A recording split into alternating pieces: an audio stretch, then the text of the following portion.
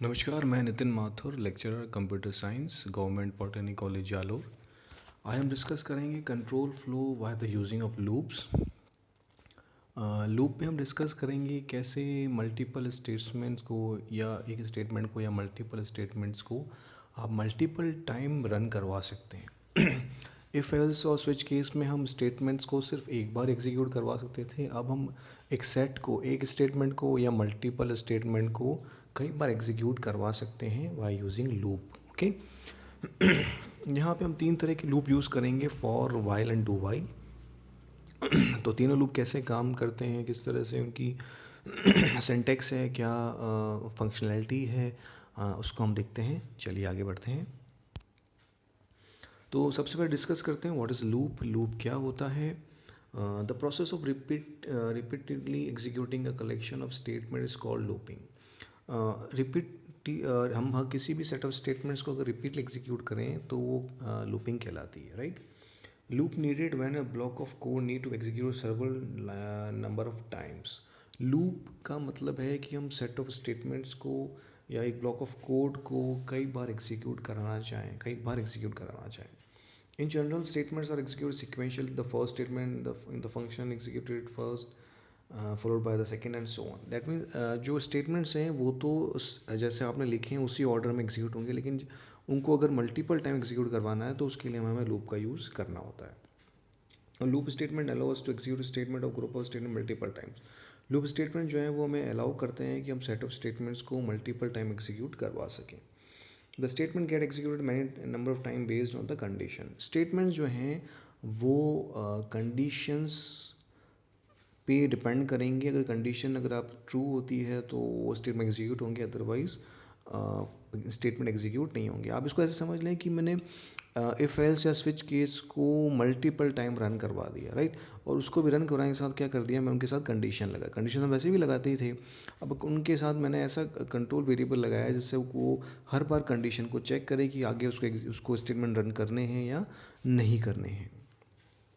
But if the condition is given in such logic that the repetition continues any number of time with no fixed condition to stop looping those statement, then this type of looping is called infinite looping.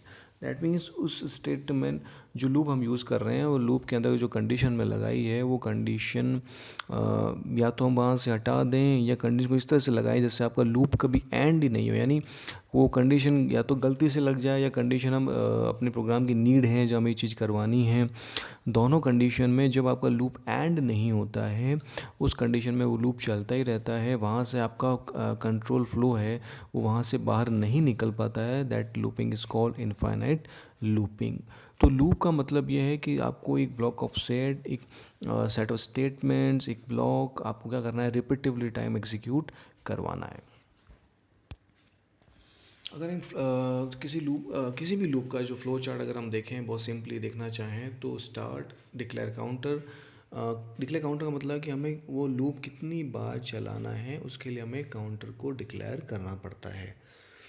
Then evaluate condition, condition को आप evaluate करें। Condition अगर satisfy हो रही है तो हम जाएंगे एग्जीक्यूट स्टेटमेंट एग्जीक्यूट करेंगे। फिर वापस हम क्या करेंगे, काउंटर को अपडेट करेंगे, हमने कितनी बार उसे स्टेटमेंट को रन कर लिया है। वापस हम क्या करें, एवल्यूट द कंडीशन। एक बहुत सिंपल सी बात है कि मुझे 1 से 10 नंबर मुझे प्रिंट करने हैं, तो मैं एक वेरिएबल लूँगा ए, उसकी वैल्यू इनिशियलाइज करूँगा 1 के साथ। फिर मैं उस कंडीशन लगाऊंगा A is less than equal to 10, ये कंडीशन लगाऊंगा। कंडीशन ट्रू होगी तो स्टेटमेंट क्या करूँगा, प्रिंट एफ ए। तो ए की वैल्यू को प्रिंट करेगा, तो ए की वैल्यू 1 होगी उसको प्रिंट कर देगा। फिर मैं काउंटर अपडेट करूँगा, ए की वैल्यू करूँगा 2। देन वापस कंडीशन चेक करूँगा कि 2 10 से छोटा है कि नहीं है, फिर वापस 2 को प्रिंट करूँगा, फिर काउंटर अपडेट करूँगा। इस तरह से लूप चलता जाएगा और 1 से लेकर 10 तक वैल्यूज़ क्या होंगे, प्रिंट होते जाएंगे और उसके बाद मेरा लूप एंड हो जाएगा। सबसे इंपॉर्टेंट है लूप को एंड करने की उसकी कंडीशन, वो बहुत ध्यान से लगानी पड़ती है कि लूप को आप एंड किस तरह से करना चाहते हैं। हमारे पास सी लैंग्वेज में 3 तरह के लूप अवेलेबल हैं, फॉर लूप, वाइल लूप और डू वाइल लूप। तो सबसे पहले देखते हैं वाइल है, repeat a statement of group statement while in a given condition is true, it taste the condition before executing the loop body. While set of statement execute करेगा, body का या code execute करने से पहले condition check करेगा कि condition सही है या नहीं है। For loop, execute a sequence statement multiple time by managing the loop variable and condition. For के साथ हमें देखना पड़ेगा कि loop variable और जो condition है वो सही तरह से match हो रही हैं, तो जो set of statements हैं वो multiple time execute होंगे. Then do while, it is a more like a while statement except that it tests the condition at the end of the loop body. Do while और while में इतना ही फ़र्क है कि while में condition check होने के बाद स्टेटमेंट एग्जीक्यूट होते हैं, डू वाइल में पहले स्टेटमेंट एग्जीक्यूट करेगा और लास्ट में कंडीशन को चेक करेगा, राइट. इसका मतलब डू वाइल लूप जो है वो कम से कम एक बार तो डेफिनेटली एग्जीक्यूट होगा अगर आपने कंडीशन लगाई है तो, तभी लगाई, तब से कम से एक बार तो रन हो गया होगा. अदरवाइज वाइल और फॉर के अंदर पहले वो कंडीशन चेक करता है फिर स्टेटमेंट रन करता है, तो अगर कंडीशन ही फर्स्ट टाइम फॉल्स हो जाती है तो स्टेटमेंट एग्जीक्यूट नहीं होंगे. डू वाइल के अंदर स्टेटमेंट एक बार तो एग्जीक्यूट डेफिनेटली होंगे और उसके बाद वो कंडीशन चेक करेगा, अगर फॉल्स हो जाती है फिर भी एक बार तो स्टेटमेंट रन होंगे ही होंगे. अब आते हैं लूप सिंटेक्स पे. सबसे पहला for loop syntax, expression 1, expression 2 and code to be executed. तो फॉर जो है वो एक कीवर्ड है, उसके अंदर उसका सिंटेक्स है, 3 एक्सप्रेशन है, एक्सप्रेशन 1, एक्सप्रेशन 2, एक्सप्रेशन 3. उन तीनों के बीच में क्या है, सेमीकोलन है, और कोड टू बी एग्जीक्यूटेड, जो कोड आपको एग्जीक्यूट करना है.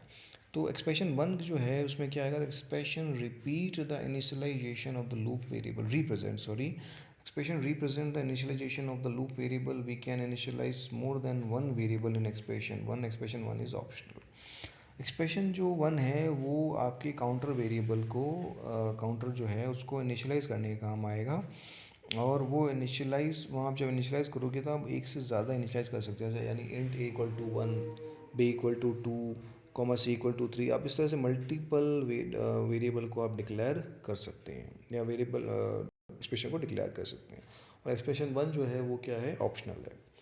फिर एक्सप्रेशन 2 पे आते हैं. Expression 2 is a conditional expression है. यहाँ पे आप कोई कंडीशन लगाओगे, it check for specific condition to be satisfied, if it is not the loop is terminated. अगर ये चीज़ यहाँ नहीं होगी तो लूप आपका टर्मिनेट हो जाएगा. एक्सप्रेशन 2 कैन है मोर than one condition, however the loop will iterate until the last condition become false. Other condition will be treated as a statements. Condition expression 2 की जगह मल्टीपल कंडीशन लगा सकते हो, लेकिन हर कंडीशन जब तक फॉल्स नहीं होगी तब तक आपका लूप चलता रहेगा. एक्सप्रेशन 2 भी ऑप्शनल है. Expression 2 can perform the task of expression 1 and expression 3, and thus we can initialize a variable as well as update the loop variable in expression 2 itself.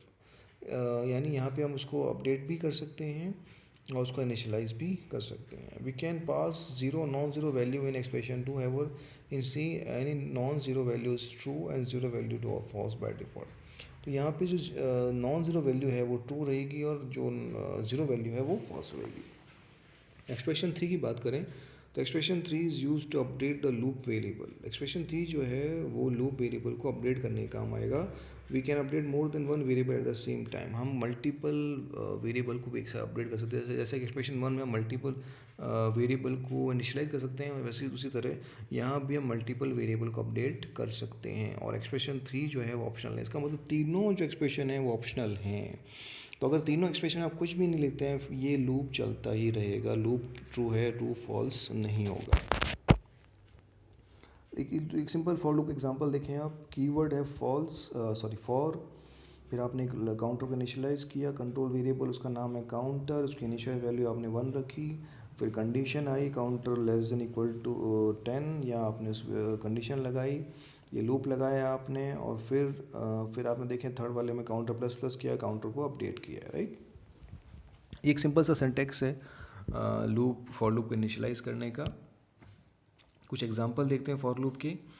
For int x equal to 1, x less than equal to 100, x plus plus print f percentage slash n x. तो अब देखिए सबसे पहले क्या होगा, सबसे पहले int x equal to 1 होगा, राइट. देन सेकंड काम होगा, कंडीशन चेक होगी, as x less than equal to 100, condition check होगी, कंडीशन ट्रू है. फिर वो आएगा प्रिंट एफ के पास, print F slash D percentage D slash N, ये प्रिंट होगा. फिर ये क्या करेगा, काउंटर अपडेट करेगा, एक्स प्लस प्लस एक्स की वैल्यू 1 से 2 कर देगा. फिर वो कंडीशन चेक करेगा, 2 लेस देन 100, कंडीशन ट्रू, अंदर आएगा. फिर प्रिंट करेगा एक्स को, फिर वापस आएगा एक्स प्लस प्लस एक्स की वैल्यू 3, फिर कंडीशन चेक करेगा. तो इस तरह से ये लूप चलता जाएगा. तो पहला काम है इनिशियलाइज, दूसरा काम है कंडीशन चेक, तीसरा काम है आपका एग्जीक्यूट स्टेटमेंट, चौथा काम update the counter, again 2 condition check, 3 जो है statement execute, Then fourth is counter updation, again true, condition check, 3 number execute statement, 4 number is update the counter. ये चलता रहेगा जब तक कि आपकी कंडीशन फॉल्स नहीं होती, तो ये प्रिंट करेगा 1 से लेके 100 तक. एग्जाम्पल नंबर 2 देखें तो x equal to 100, x greater than equal to 1, x minus में जहाँ हमने प्लस प्लस किया था वहाँ इस बार हमने इसको क्या किया, माइनस माइनस किया, उल्टा चले हैं. पहले वो 1 से 100 चले थे, अब 100 से 1 चले हैं, तो ये 100 से 1 प्रिंट करेगा, राइट.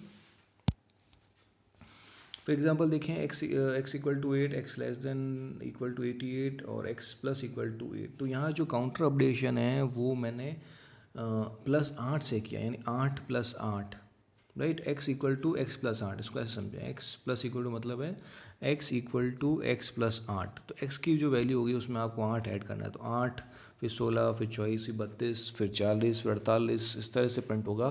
तो ये वैल्यू 8 से लेकर 48 तक 88 तक प्रिंट करेगा और 8 के स्टेप में करेगा, right.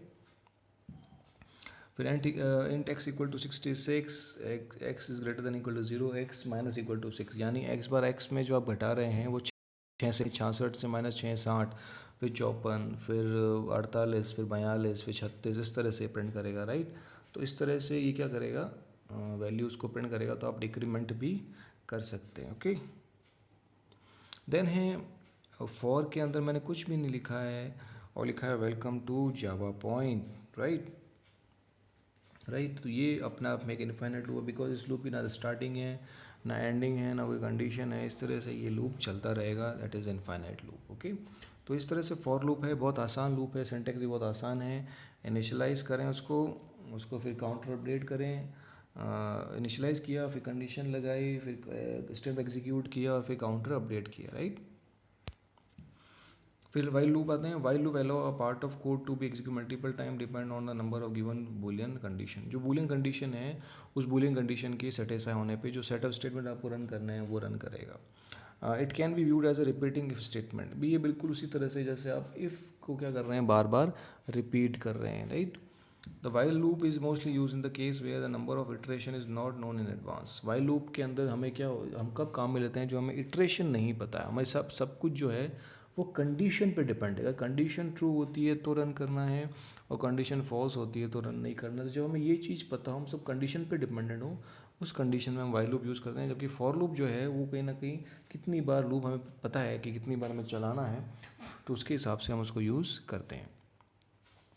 The syntax of while loop is C language is given is below. While keyword है, उसके बाद condition, code to be executed. Simple the syntax है, right.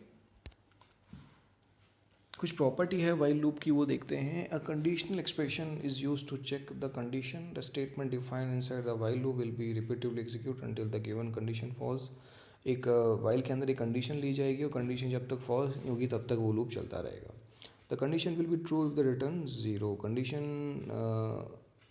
Condition will be true if it is returned 0. The condition will be false if written any non-zero number, right. तो condition जब true होगी तो ये non से return करेगा, condition जब false होगी तो ये जीरो रिटर्न करेगा, right. In while loop the condition expression is compulsory. Condition जो लिखोगे आप वो ज़रूरी, अदरवाइज वो नहीं चलेगा while loop. Running a while loop without a body is possible. While loop के अंदर बॉडी यानी बॉडी पर स्टेटमेंट नहीं लिखे हैं वो चलेगा, कोई दिक्कत नहीं है. We can have more than one condition expression in the while loop. एक से ज़्यादा कंडीशन एक्सप्रेशन भी आप लगा सकते हैं. If the loop body contain only one statement. If the loop body है अगर वो एक स्टेटमेंट शो कर रही है then the braces are optional. ये मैं आपको हमेशा बता चुका हूँ कि जब भी आप कोई एक स्टेटमेंट हो तो ब्रेसेस लगाना ज़रूरी नहीं है. अब वाइल लूप एग्जांपल देखें. अगर देखें hash include str.h int main int i equal to 1 while i less than equal to 10 print f %d/n i और i प्लस प्लस. तो वाइल के अंदर क्या है, वाइल के अंदर अगर आप देखें तो दो स्टेटमेंट हैं. कौन से, एक तो प्रिंट एफ और एक आई प्लस प्लस. तो आई की वैल्यू शुरू होती है 1 से, आई की value i less than equal to 10 और फिर है आई प्लस प्लस. तो ये 10 बार लूप चलेगा और आई की वैल्यू को प्रिंट करेगा जैसा कि इसके साथ बताया गया है. फिर वाइल और compile error time while loop can not be empty. यहाँ देखें वाइल के साथ कंडीशन लगाना ज़रूरी है, अदरवाइज एरर आएगी. तो वाइल के अंदर कंडीशन इज़ कंपल्सरी, ओके. ये दोनों इनफिनिट लूप के एग्जांपल हैं. Hashing plus dot hash void main int x equal to 10 y equal to 2 x plus y minus 1. X की वैल्यू कितनी है, 10, y की वैल्यू है 2, राइट। तो ये इन्फाइनाइट लूप क्यों है? बिकॉज ये कभी वाइल के अंदर कभी ज़ीरो आएगा ही नहीं। अगर आप देखें तो 10 + 2 12 - 11 11, फिर क्या होगा? कुछ नहीं हुआ, एक्स की वैल्यू बदली नहीं, वाई की वैल्यू नहीं बदली, तो हमेशा क्या रहेगी? एक्स और वाई की ये वैल्यू हमेशा फिक्स रहेगी। फिक्स रहेगी तो वाइल के अंदर जो हमेशा आएगा वो आएगा 11। इसका मतलब दिस इज इनफाइनाइट लूप। उसके अलावा वाइल के अंदर अगर 1 लिखते हैं वो भी अपने आप में क्या है? इनफाइनाइट लूप है, यानी लूप चलता रहेगा, लूप नहीं रुकेगा। ये कंडीशन जो है ये इनफाइनाइट की तरह काम करेगी। फिर आते हैं डू वाइल लूप पे। डू वाइल और वाइल लूप में इतना ही फ़र्क है, वाइल लूप में पहले कंडीशन चेक करते हैं फिर स्टेटमेंट रन करते हैं। डू वाइल लूप के अंदर पहले स्टेटमेंट रन होंगे, उसके बाद कंडीशन चेक होगी। तो do while loop is the post tested loop. Post का मतलब बाद में कंडीशन को चेक करता है। Using the do while loop we can repeat execution of several part of the statement. कई सारे स्टेटमेंट को हम कई बार एग्जीक्यूट करवा सकते हैं। The do while loop is mainly use in the case where we need to execute the loop at the at least one. एक बार तो अगर हमें लूप रन करवाना है उस कंडीशन में आप डू वाइल लूप का यूज़ करवा सकते हैं। The do while loop is mostly use in menu driven program where the termination condition depend on the user. तो डू वाइल लूप जो है और स्विच जो केस हैं वो दोनों मेनू ड्रिवन जो प्रोग्राम आप बनाते हैं उस कंडीशन में ये बहुत काम में आते हैं। चलिए आगे बढ़ते हैं। डू वाइल का सिंटेक्स देखें आप। Do code to executed while and condition, ये एक सा सिंपल सा सिंटेक्स है। एक छोटा एग्जांपल देखें आप, नीचे रखा है $str.h int i = 1 do printf %d/ni i ++ y i <= 10। तो देखिए डू के अंदर जब एंटर होगा तो सबसे पहले printf को चेक करेगा, ना कि कंडीशन चेक करेगा। फॉर और वाइल के अंदर अभी तक ये था कि पहले वो कंडीशन चेक कर रहा था, उसके बाद वो किस में जा रहा था? स्टेटमेंट को एग्जीक्यूट कर रहा था। जबकि इस बार डू वाइल के अंदर पहले स्टेटमेंट्स को रन करेगा, देन वो कंडीशन को चेक करेगा। तो printf %d/ni i++, तो इस बार वो किस में कर रहा है? स्टेटमेंट रन करेगा, i++ करेगा, फिर कंडीशन चेक कर रहा है। इसमें सबसे खास बात है कि वाइल के बाद में सेमीकोलन लगा हुआ है। अभी तक पहले फॉर और वाइल के अंदर ऐसा नहीं था। डू वाइल लूप के अंदर जब वाइल लिखते हैं उसके बाद आपको सेमीकोलन लगाना है, ये आपको बात याद रखनी है। और ये प्रोग्राम इस तरह से आउटपुट को प्रिंट करेगा। Thanks for patient listening. धन्यवाद।